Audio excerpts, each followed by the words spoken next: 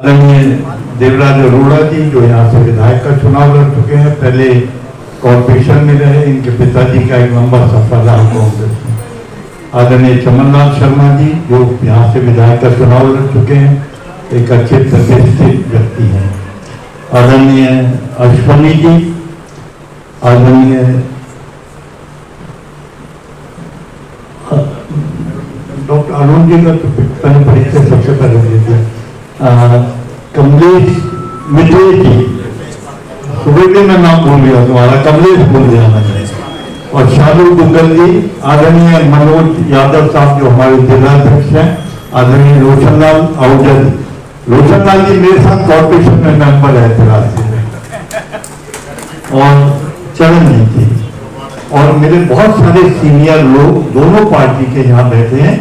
मैं सर झुकाकर उनको बहुत बहुत सलाम करता हूँ और उनको विश्वास दिलाता हूँ कि मैं उनका वही पुराना साथी और दोस्त हूँ जो इन गलियों में उनके साथ काम करता रहा और हमेशा हमने लोगों की हिमायत में काम किया। मैं हृदय से आभार प्रकट करता हूँ और आप पार्टी के जितने नेता और कार्यकर्ता मुझे मिले इन दिनों में और जितना सम्मान उन्होंने मुझे दिया, मैं उसको कभी भुला नहीं पाऊंगा। और मुझे उनसे मिलकर बहुत अच्छा लगा और हर एक के दिल में दर्द है।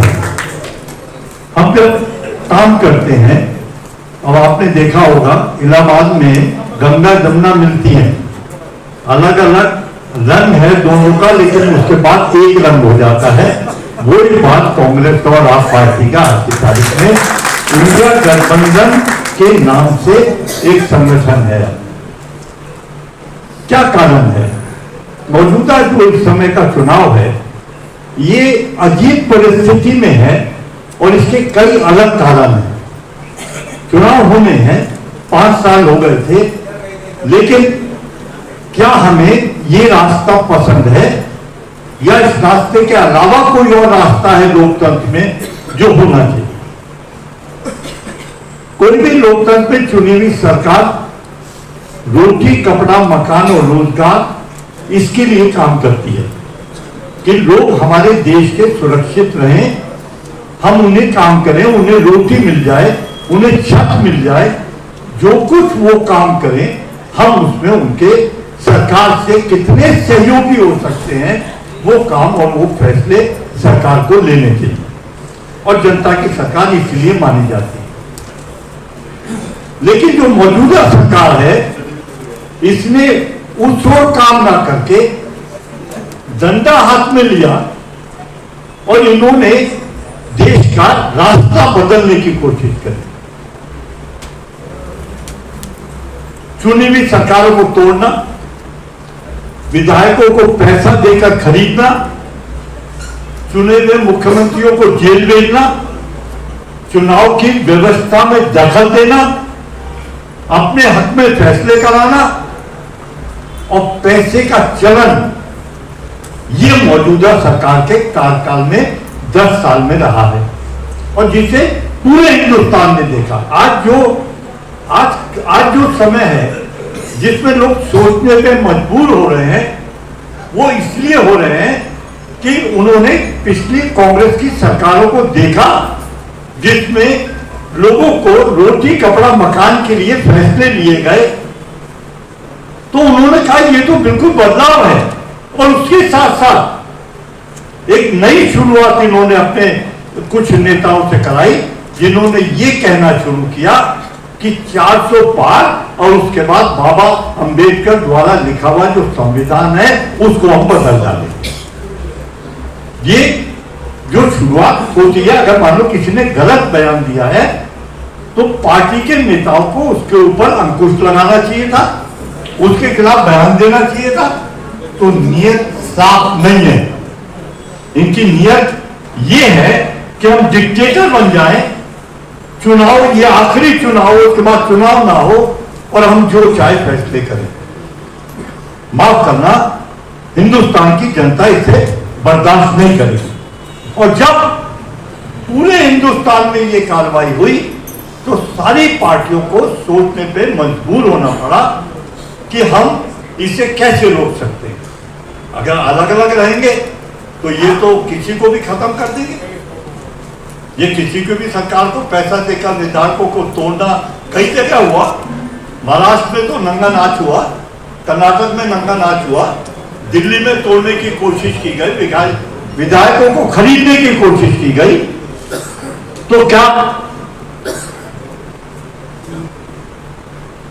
तो क्या इसे चलते रहने देते?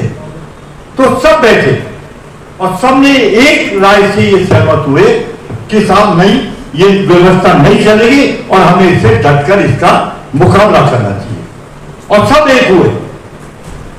और उसमें भी देखिए, जब कभी थोड़ा बहुत फर्क हुआ, मेरे अरुण जी के कहने में कुछ फर्क हो गया, ओ झगड़ा हो गया, इंडिया गठबंधन टूट गया, वो नेता निकल गया, वो भाग गया, बड़े खुश होते थे। या जो प्राइमरी क्लास के बच्चे को गुब्बारा दे दो ना और वो उछलता है, वो हाल था। तो ये जो गठबंधन बना है, इसने बड़ी मजबूती के साथ टिकटों का फैसला करा, मिले, आपस में बातचीत की, फैसला करा, एक एजेंडा बनाया। और वो एजेंडा किसी एक पार्टी के लिए नहीं था, वो एजेंडा तानाशाही रवैये के खिलाफ लोगों को रोजगार और रोटी देने का एजेंडा है। और कुछ आप बड़ा ताज्जुब करेंगे, जब मुझे टिकट मिला तो मैंने मालूम किया कि भाई पिछले 10 साल में जो हमारे पिछले मेंबर पार्लियामेंट रूलिंग पार्टी के रहे हैं, उन्होंने क्या क्या ऐसे काम शुरू किए जो कंप्लीट हो गए या अधूरे पड़े हैं या जिनकी मांग करी गई वो शुरू ही नहीं हुए। यही तरीका है मालूम करने का। तो मेरे को बड़ा ताज्जुब हुआ अरुण भाई ये जानकर कि एक भी प्रोजेक्ट ऐसा नहीं है जो शुरू हुआ हो, जो अधूरा रह गया हो और जिसकी मांग हुई हो, एक भी 10 साल में। फिर मैं आगे बढ़ा, मैंने पार्लियामेंट के अपने लोगों को लगाया, मैंने भाई डिबेट नहीं करवाओ, मुझे भी तो अपना एजेंडा सेट करना है कि भाई क्या ऐसी चीज है जिसके ऊपर इन्होंने पार्लियामेंट में शोर मचाया हो, लड़ाई लड़ी हो।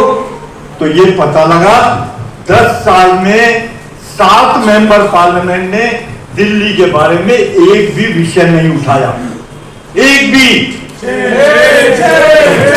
क्या माना जाए कि दिल्ली में कोई समस्या ही नहीं है, सब चीज सही है।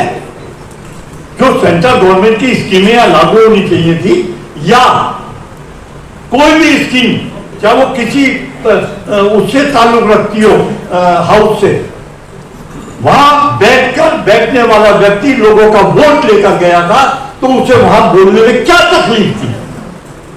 लेकिन उन्होंने एक भी विषय पे कोई डिबेट, मुझे कोई भी बात मुझे नहीं पता लगी 10 साल के अंदर। 7 मेंबर पार्लियामेंट और पूरी दिल्ली। अब इसे क्या माना जाए सर कि हमें वहां बैठकर सिर्फ मौज मस्ती करनी चाहिए, हमें बैठकर वहां सिर्फ मजे करने चाहिए, बस हम जीत गए, 5 साल बाद देखेंगे क्या होगा। वही मैं दिखाना चाहता हूं। अब मैं इसका उल्टा दिखाता हूं, या बल्कि वो उल्टे से मैं सीधा दिखाता हूं। 2009 से 14 तक मैं मेंबर पार्लियामेंट रहा जमुना पार्क। ये कागज आपके सामने है सर, इसकी पहली लाइन पढ़वा अरुण भाई, इसकी पहली लाइन में लिखा है JP city most active parliamentarian. और मेरे सवाल है 5 साल में 898। मैं गूंगा नहीं हूं, मैं शरीर से कमजोर, पतला दुबले बढ़िया लगता हूं, लेकिन मैं कमजोर नहीं हूं। अगर मेरी डिबेट आप पार्लियामेंट में देखें तो आप ताज्जुब करेंगे जिस तरह मैं अपने मंत्रियों से झगड़ा करता था अपने काम के लिए। मैंने कमलनाथ जी से कहा, मैंने कहा अपने लफ्ज वापिस ले लेना अगर आप दिल्ली वालों को मेट्रो नहीं दे सकते तो। मेरा होम मिनिस्टर से झगड़ा हुआ, मेरा कई मंत्रियों, मेरी अपनी सरकार, मेरे अपने मंत्री, लेकिन मेरी पार्टी ने भी कभी मुझे नहीं रोका कि तुम इस तरह क्यों बोलते, कभी नहीं मुझे रोका। हमारा हक है, हम जिन लोगों से वोट लेकर जाते हैं, जिनके लिए बात करते हैं, जिनके आगे हाथ जोड़ते हैं, जिनके आगे झुकते हैं, उनकी आवाज कौन उठाएगा? तो दूसरा आदमी आके उठाएगा। अगर हम जीतकर हम गए हैं तो हम उठाएंगे उनकी बात को और हम उनकी बात को ऊपर ले जाएंगे और उनके काम कराएंगे। ये जो रवैया इन्होंने इस्तेमाल किया है कि एक आदमी बस, अब तो एक और नया स्लोगन है। मैंने ये तो देखा, हम भी करते थे, वोट मांगने जाते थे, और भी आपके यहां भी होता है, नहीं भाई कांग्रेस का ये प्रतिज्ञा है, कांग्रेस ये काम करा के देगी, कांग्रेस जैसे आप इंडिया गठबंधन की गारंटी आई है, 1 लाख रुपए महीना को देंगे, एक महिला को देंगे 1 लाख रुपए, और नौजवानों को पहली नौकरी का आश्वासन कमिटमेंट देंगे और 1 लाख रुपए देंगे, फार्मर्स का है और बहुत सारी चीजें। तो ये किसी ने नहीं कहा किसी एक व्यक्ति के लिए कि इसका कमिटमेंट है, वो तो पार्टी का तो नाम ही नहीं है कहीं, ये मेरी गारंटी है। अरे भाई ये तो डिक्टेटरशिप है, ये सद्दाम हुसैन की गारंटी है। इसका मतलब है वो व्यक्ति नहीं है तो वो गारंटी है खत्म। बीजेपी तो कह देगी भाई हमने तो निकाला, हमारी तो कोई गारंटी नहीं है। यही मैं दिखाना चाहता हूं सर, जो लोकतंत्र में सबसे कमजोर और घटिया स्तर अगर कोई हो सकता है तो वो आज का स्तर है कि इन सरकारों को इतना छोटा कर दिया है किसी व्यक्ति का। और मुझे तो ताजुब उनकी पार्टी के लोगों के ऊपर कि तानाशाह रवैये के खिलाफ वो झुक कैसे जाते हैं। उनके अपनी पार्टी का प्रेसिडेंट, उसका नाम पहली लिस्ट में नहीं आया, दूसरी लिस्ट में आया, करके लिखा रहा हूं। आप देख ले क्या इज्जत मिलती है। सर ये जो व्यवस्था है ये दिल की है। अगर लोग परेशान हो तो आपकी आंख में आंसू होना चाहिए। अगर लोग परेशान हो तो आपको खाने की भूख नहीं लगनी चाहिए। घर पे जाओ तो सामने थाली रखी हो तो खाना खाने की इच्छा नहीं करती। ये लगता है यार ये मेरा वर्कर नाराज हो गया, यार मैं ये इसे कैसे खुश करूंगा। मैं अरुण भाई एमपी था, लेकिन अपने हाथ से मैं चाय बनाता था, अपने हाथ से मैंने लाखों लोगों को शॉर्ट बना दी, लाखों जो घर में आया उसको अपने को छोटा कर दिया, उसको बड़ा कर दिया, वो खुश होकर चला गया। सब दिल्ली एक दौर से गुजरी है। 2 साल लोग बड़ी तकलीफ में रहे, बड़ी तकलीफ में रहे। और मुझे उस दिन बड़ा ताजुब हुआ जिस दिन जब ये कोरोना काल फैला तो प्रधानमंत्री ने कहा थाली बजाओ। मुझे लगा सारी दुनिया में हमारा स्तर कितना नीचे गिर गया कि लोग कहेंगे क्या हो रहा है ये। अरे तुम्हारा काम था, तुमने टीका लगवाने की जो सर्टिफिकेट है उसमें फोटो लगवा दिया, तो जिन लोगों की मौत हुई उसके डेथ सर्टिफिकेट में भी अपना फोटो लगवाते हैं कि मैं जिम्मेदार हूं। क्या ये तरीका है काम करने का? अगर कोई दूसरा प्रधानमंत्री होता वो सड़क पर कुर्सी लेके बैठता, कहता सारे खजाने खोल दो, लोगों को मुफ्त दवाई दो, कोई हॉस्पिटल पैसा नहीं लेगा, फ्री इलाज होगा सबका, सबको सरकार की तरफ से खाना मिलेगा। करते था, लेकिन उसके लिए दर्द होना चाहिए था दिल में, आंख में आंसू होना चाहिए था। कपड़े बदल के दिन में 4 बार आप हिंदुस्तान के प्रधानमंत्री अच्छे नहीं कहलाए जा सकते। अच्छे जब कहलाओगे जब आपके दिल में लोगों के लिए दर्द होगा, आप लोगों से प्यार करते होंगे। वो अहद इंडिया गठबंधन ने लिया है। हम विरोध करते हैं चुनी हुई सरकारों को तोड़ने के लिए, हम विरोध करते हैं इस बात का चुने हुए मुख्यमंत्री को जेल में भेजने के लिए। ये लोकतंत्र का कोई तरीका नहीं है। और ये जब ही होगा, जब ही मुमकिन होगा जब हम सब जो इस कमरे में बैठे हैं एक होकर एक मुस्तैदी के साथ इस लड़ाई को लड़ेंगे। फैसले लेने पड़ते हैं कई बार, जब रास्ता चुनना होता है, रास्ता कठिन होता है। बहुत कोशिश करी, जेल में भेज दो, ईडी लगा दो। हमारे कांग्रेस के जो फंड थे जो वो उन बैंकों में वो सील कर दिया, बंद करा दिया। ताकि ये चुनाव में पैसा ना खर्च कर सके। ये जो सारा रवैया है, इसके खिलाफ हमारा ये विद्रोह है, और इस विद्रोह में मैं आशा करता हूं आप सब मिलकर काम करेंगे और हम यहां जीत हासिल करेंगे। और आखिरी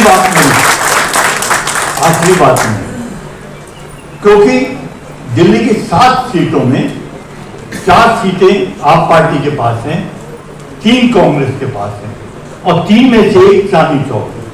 तो जो मुख्य बात है जिसके ऊपर आपको कन्वेंसिंग की तरफ जोर देना है कि जयप्रकाश अग्रवाल कांग्रेस और आप पार्टी का संयुक्त उम्मीदवार है, और उसका निशान हाथ का निशान है, लेकिन मशीन में झाड़ू का निशान नहीं होगा। अगर आपने ये नहीं कहा और अंदर जाकर वो झाड़ू ढूंढने लगे तो वो नुकसान होगा इंडिया गठबंधन। तो आप कन्वेंसिंग के समय आपको दोनों बात कहनी पड़ेगी कि इंडिया गठबंधन का कांग्रेस और आम आदमी पार्टी का उम्मीदवार जयप्रकाश अग्रवाल है, हाथ का निशान है, लेकिन झाड़ू का निशान अंदर नहीं है। आपको हाथ के निशान का बटन दबाना है। अरुण भाई ठीक है? तो मैं बहुत बहुत हृदय से आभार प्रकट करता हूँ, आपने मीटिंग का आयोजन किया, और अगर कोई कमी रह गई हो सकता है हमारे साथियों में कुछ कमी हो, आपके साथियों का किसी का नाम रह गया हो, लेना कुछ हो, मैं तहे दिल से सिर झुकाकर आपको सलाम करता हूँ। बहुत बहुत धन्यवाद।